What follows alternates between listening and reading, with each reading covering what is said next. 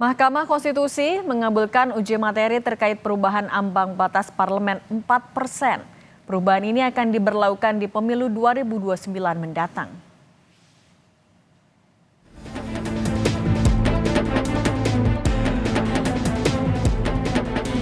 Adalah konstitusional sepanjang tetap berlaku untuk pemilu DPR 2024 dan konstitusional bersyarat untuk diberlakukan pada pemilu DPR 2029.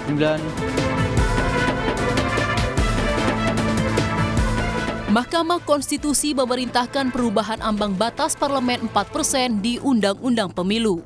Putusan ini akan mulai diberlakukan pada pemilu 2029 mendatang. Parpol yang berkontestasi di pemilu 2024 dengan perolehan suara sah nasional di bawah 4% tetap tidak dapat melaju ke gedung parlemen.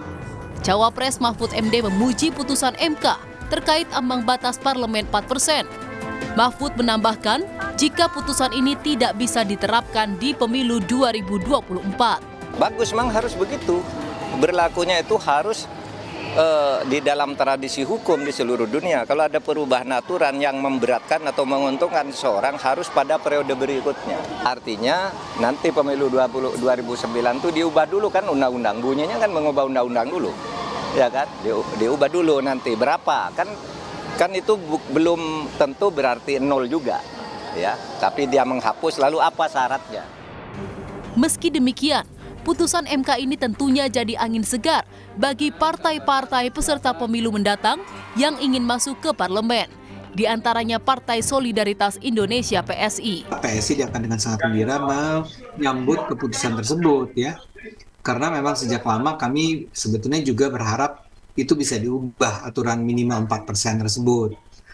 Karena itu menghambat, ya contohnya PSI lah 2019, saya nggak tahu 2024 ini kami akhirnya tidak jadi masuk ke DPR walaupun beberapa kandidat kami memiliki suara yang sangat tinggi ya, hanya karena terhalang oleh aturan 4% tersebut. Sementara Perkumpulan untuk Pemilu dan Demokrasi Perludem sebagai pihak yang mengajukan uji materi menyebut pihaknya tidak meminta ambang batas parlemen ditiadakan.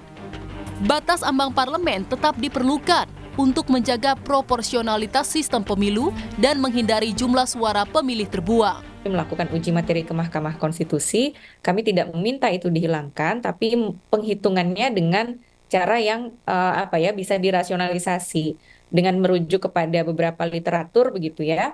Nah sebetulnya kalau ditanya angkanya berapa, itu akan sangat tergantung dari berapa jumlah daerah pemilihan yang ada di dalam pemilu itu, dan berapa juga jumlah kursinya. Jadi kalau misalnya nanti untuk 2029 berapa, nah kita masih belum tahu karena kan jumlah dapil pun juga bertambah ya. Dalam putusannya, MK telah memerintahkan pembentuk undang-undang, yakni pemerintah dan DPR, mengubah ketentuan ambang batas parlemen 4% suara sah nasional melalui revisi Undang-Undang Pemilu. Tim Liputan Kompas TV.